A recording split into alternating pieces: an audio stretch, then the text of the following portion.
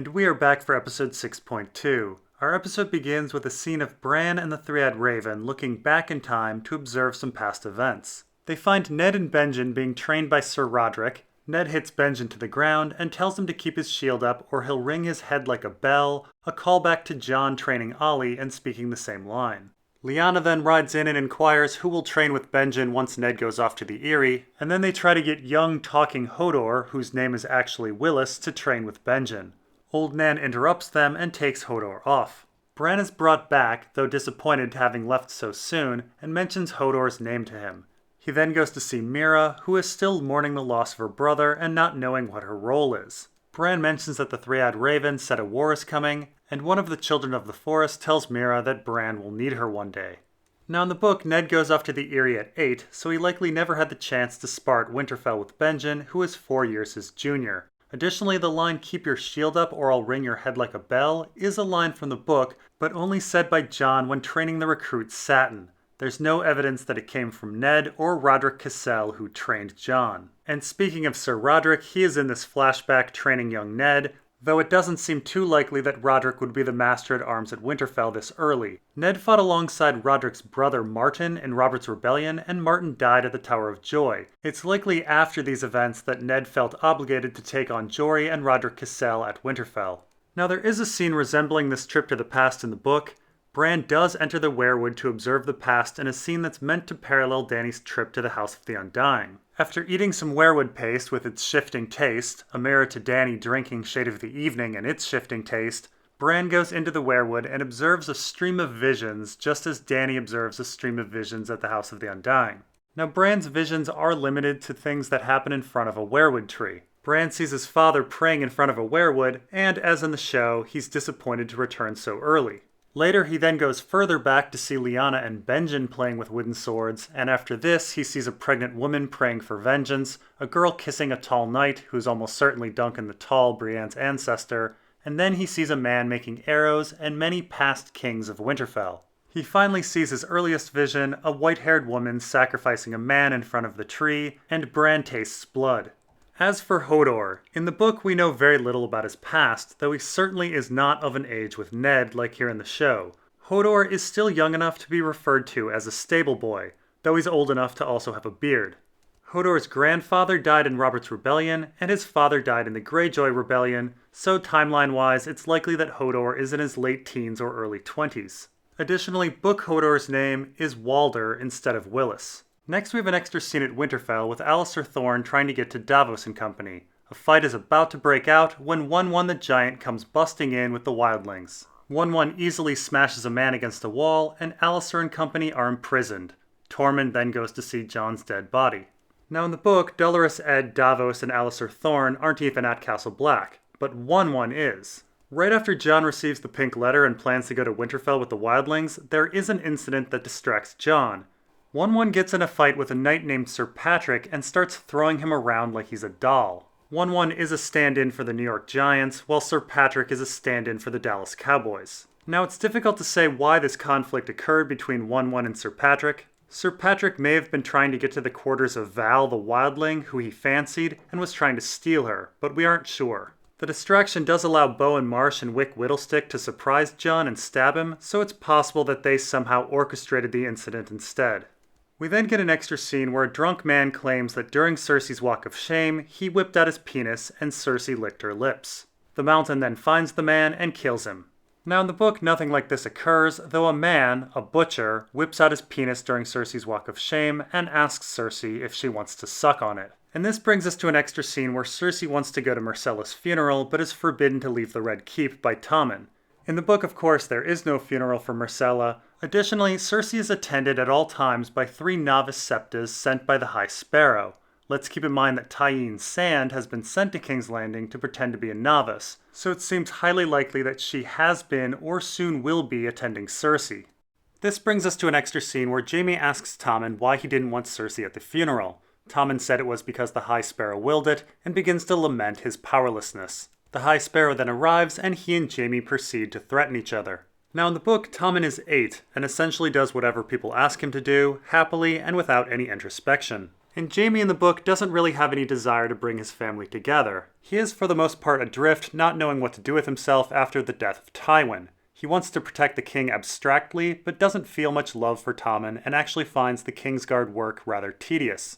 Book Jaime actually leaves King's Landing before the High Sparrow arrives and never meets him. His experience with the Sparrow movement and the new religious extremism in the kingdom comes after he leaves the city when he goes to see his cousin Lancel and returns to Harrenhal. We then get an extra scene of Tommen reuniting with his mother and reconciling with her. Tommen apologizes and once again expresses his feelings of impotence as a king. Now, none of this happens in the book, though in the final scene that we see Cersei in, she does finally reunite with Tommen. The discussion, though, is about Tommen's cats. He has 8 after all. We then go off to Mereen for an extra scene with Tyrion, Varys, Missandei, and Grey Worm discussing the events of Slaver's Bay. Varys tells us that the slavers have retaken Astapor and Yunkai, and Missandei says that the dragons aren't eating. Tyrion is convinced that it's captivity that is the problem, and historically he says that captivity caused the dragons to shrink in size and die off. So in the book, Yunkai is never conquered by Dany and never gives up slavery. They release their slaves to Dany and then proceed to train more once she's gone. The story of Astapor is a tragedy. A king rises in Astapor and declares war on Yunkai and begs Dany for her help in destroying them. Dany declines, and so Yunkai, with the help of its sellsword companies, of which Quentyn Martell is a member, proceed to destroy the city. Astapor is burned down with the refugees fleeing to Meereen, though the refugees are not allowed into the city because they have dysentery, and so they live in camps outside the city walls. Now, the theory that dragons shrank and eventually died off because of captivity is presented in the book, though there is a problem with it. Dany's dragons are kept in captivity and still grow to an immense size, and so we don't know why dragons started shrinking with each subsequent generation and why they died off. There are plenty of theories, such as the maesters poisoning them or the genetic stock of Targaryens being less inbred over time, but there are no definitive answers. So next we get an extra scene of Tyrion going down into the dragon pit to free the dragons from their chains. Tyrion proceeds to tell a story of how he asked his uncle Garyon for a dragon, and he was disappointed to learn that all the dragons were gone. He then undoes the dragon's chains. Now in the book, Quentyn Martell is left in Meereen after Dany leaves and decides that he wants to steal a dragon. Quentyn figures that if he feeds them, they will be docile, and since he's part Targaryen, he can tame them. And so he and his companions, along with some sellswords, proceed to go down to the dragon pit to steal one. Things go awry as the sellswords begin to attack the dragons, and Quentyn catches fire. What happens to Quentyn next is of heated fan debate. A burned body is found afterwards, but the body is unrecognizable. The dragons do escape after the botched heist, and so in some respects this scene is similar to the book in that someone descends into the pits and frees some dragons. Though the dragons don't escape the pits here in the show, and in the book the chains are already broken when Quentyn and company go to see the dragons. Now, the story of Tyrion asking his uncle Garyon for a dragon is straight from the book, and Garyon is a fascinating character. Unlike the rest of the Lannisters, Garyon was a jokester and full of life. He eventually ventures off to Valyria to try to find the Lannisters' ancestral sword, which went missing when a previous Lannister king ventured there. Garyon, though, also goes missing, and many fans wonder if he will return.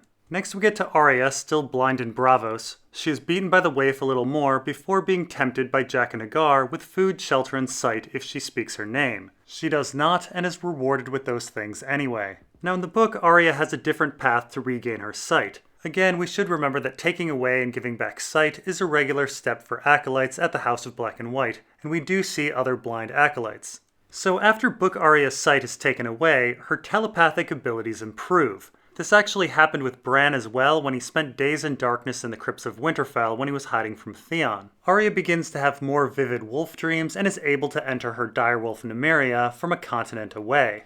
Arya also begins to skin change a cat, which allows her better spying. This essentially gives her her sight back, just from a different perspective, and thus when the kindly man comes to beat her as he does every night, she's able to counter his attacks because a cat was hiding in the room and sees him. After her victory and her outing of the kindly man, she is given her sight back.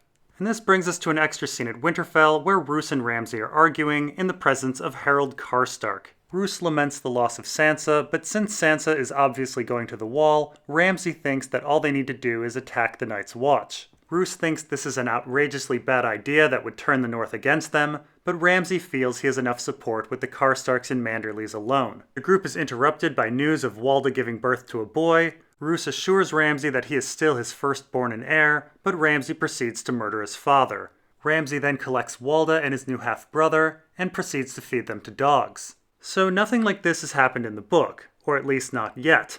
Roose and Walda are still alive, and Walda is still pregnant. However, the book has established a succession rivalry between Walda's child and Ramsay over the Dreadfort. Ramsay already has Winterfell and Hornwood, but the Dreadfort is his true desire, and it can be surmised that the reason for this is because the Dreadfort has an army that comes with it, while the others don't. In the last scene we see Ramsay in the book, Winterfell is dealing with the murder of Walda's brother, which leads to the Frey army being sent out to deal with Stannis. The Freys are Roose supporters and would be for Walda's baby inheriting the Dreadfort. With the Frey army gone, the Dreadfort's army dwarfs all the other northern forces at Winterfell, and thus removing Roose and pregnant Walda would place Ramsay as the clear heir to the Dreadfort and in command of the most powerful army in the north. So Ramsay killing his father in the book would make sense. As for the Karstarks, there is no Harold Karstark in the book. There is a Harrion Karstark who is the Lord of Karhold, but he was captured by Roose along with Robert Glover and Willis Manderly early in our story and was transferred to Maidenpool to be ransomed.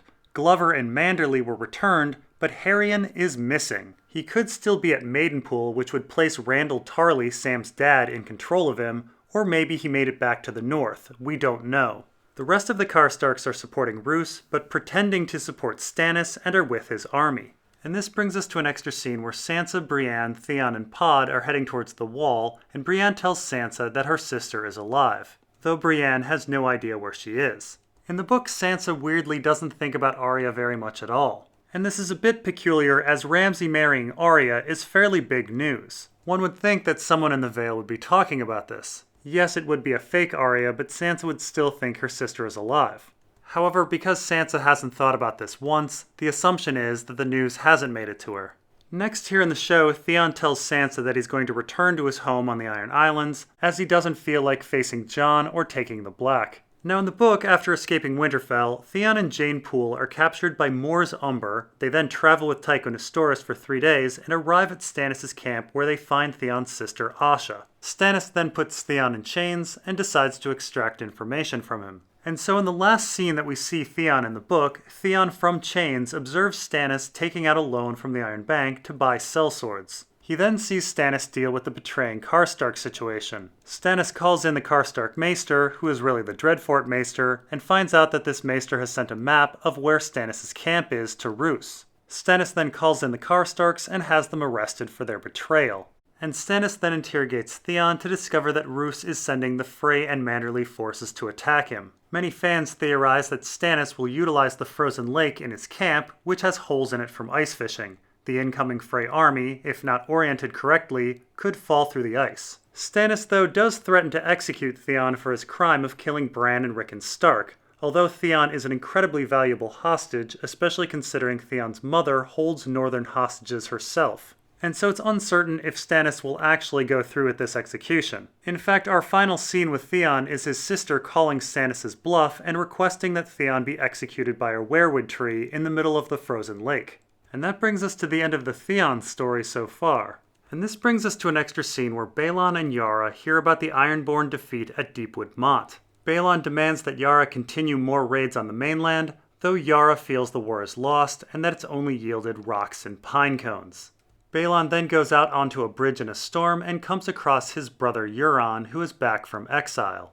Balon gives some background on Euron, including the fact that he went mad during a storm and how he cuts out the tongues of his crew. Euron claims that he is the drowned god and is the storm, and that across the world they pray to him. The two briefly fight before Euron pushes his brother to his death. The following day, Balon is given a funeral, and his brother Aeron, the priest, tells Yara that rather than her taking the throne, there will be a Kingsmoot to choose a new leader. Now in the book, Asha is the one who conquers and rules Deepwood Motte. After her father dies, she briefly returns to the Iron Isles for the Kingsmoot, where she indeed has changed her tune about the war and now wants to sue for peace. The line about rocks and pine cones is from the book. The Northerners have promised some unoccupied lands to Asha in exchange for peace and the return of hostages. Asha loses the Kingsmoot though, and flees back to Deepwood Motte as she has nowhere else to go. But her stronghold is promptly conquered by Stannis. She is captured and is forced to march towards Winterfell as a hostage, and there she runs into Theon as we discussed before. Our last sighting of Asha is her in the midst of battle as the Frey army is charging towards her.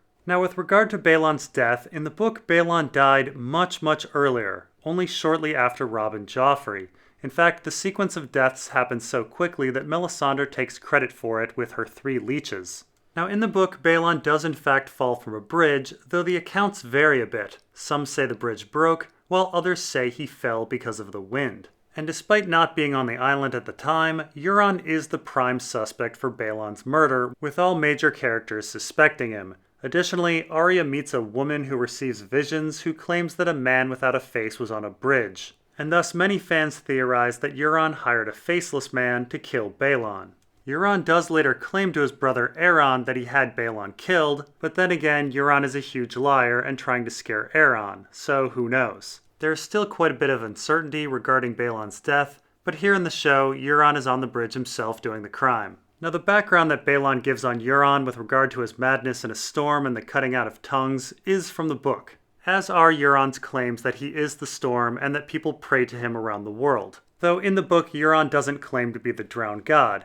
In the religion of the Ironborn, the creator-provider god is the drowned god, while his adversary is the storm god, essentially the devil. So when Euron claims he is the storm, he's claiming that he's the devil to scare people. Here in the show, Euron claims to be both the drowned god and the storm, thus both god and the devil. Now with regard to there being a Kingsmoot, in the book this is a rather big deal as there has not been a Kingsmoot for 4,000 years. After the death of Balon, Euron returns to claim the throne, and the lords seek out Aeron for direction as there seems to be a succession crisis. Balon wanted Asha to succeed him, but she is a woman and the islands are sexist.